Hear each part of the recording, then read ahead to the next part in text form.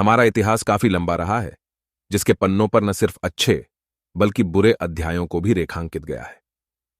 कुछ अध्याय इतने दुखद हैं कि हम चाहकर भी इसकी लिखावट को बदल नहीं सकते। इंसान ने जब से समुद्र में सफर करना शुरू किया है, तब से सैकड़ों जहाज हैं जो डूब चुके हैं। लेकिन अगर किसी जहाज के बारे में सबसे ज्यादा बात की जाती है तो उसका नाम टाइटैनिक है। यह अपने समय का सबसे शानदार जहाज था।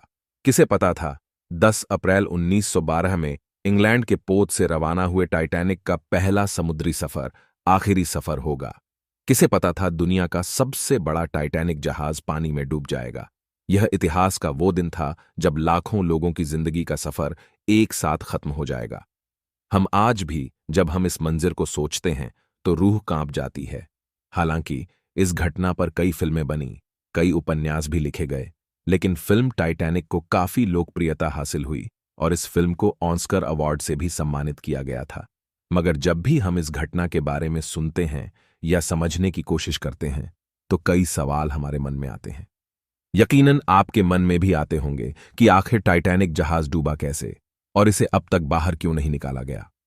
अगर आपका मन भी इन्हीं सवालों से परेशान हो जाता है तो अब आप परेशान न हों, क्योंकि आज हम टाइटैनिक जहाज से जुड़े रोचक तथ्यों के बारे में बात करेंगे। कितना अजीब है ना टाइटैनिक जहाज, जिसे दुनिया का सबसे बड़ा जहाज कहा जाता है, और अपने पहले ही सफर पर यह डूब जाता है। हालांकि इसको लेकर यह भी मिथ था कि यह दुनिया का सबसे सुरक्षित और कभी न डूबने वाला जहाज बताया गया था। यह जहाज 4 दिन की यात्रा के बाद 14 अप्रैल 1912 को एक हिमशिला से टकराकर डूब जाता है। इसमें 1517 लोगों की मृत्यु हुई, जो इतिहास की सबसे बड़ी शांतिकाल समुद्री आपदाओं में से एक है। जब यह हादसा हुआ था तब टाइटैनिक जहाज 41 किलोमीटर प्रति घंटे की रफ्तार से इंग्लैंड के साउथम्पटन से अमेरिका के न्यूयॉर्क की ओर बढ़ रहा था। मगर अचानक 3 घंटे के अंदर 14 और 15 अप्रैल 1912 को अटलांटिक महासागर में यह जहाज डूब गया था।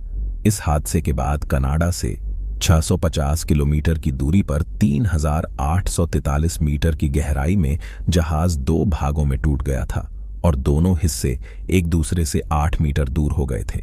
टाइटैनिक हादसे में करीब 1500 लोगों की मौत हुई थी।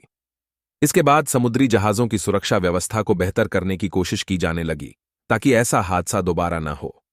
समुद्री जहाजों की सुरक्षा के लिए रडार जैसे उपकरणों का इस्तेमाल शुरू किया जाने लगा। रिपोर्ट्स के मुताबिक 706 लोग बच गए थे। दोस्तों, जहाज को तैयार करने का काम उत्तरी आयरलैंड के बेलफास्ट में मौजूद Harland and Wolff shipyard company ने किया था। इसे तैयार करने में उस समय $7.5 मिलियन का खर्च आया था, जो तब के $192 मिलियन, करीब 14 अरब रुपए था।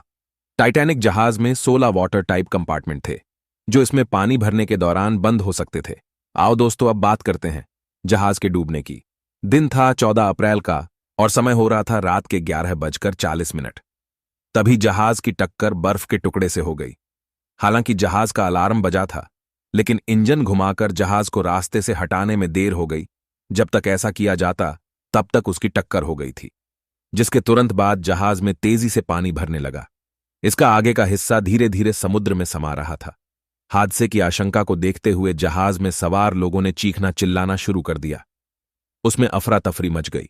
बर्फ के टुकड़े से टक्कर होने के करीब 3 घंटे बाद, यानी 15 अप्रैल की सुबह 2:20 पर जहाज का आगे का हिस्सा पूरी तरह समुद्र में समा चुका था, जबकि इसका पीछे का हिस्सा ऊपर की तरफ उठ गया था, जिससे जहाज 2 टुकड़ों में बंट गया। करीब 2 घंटे के भीतर ही जहाज पूरी तरह समुद्र में समा गया था।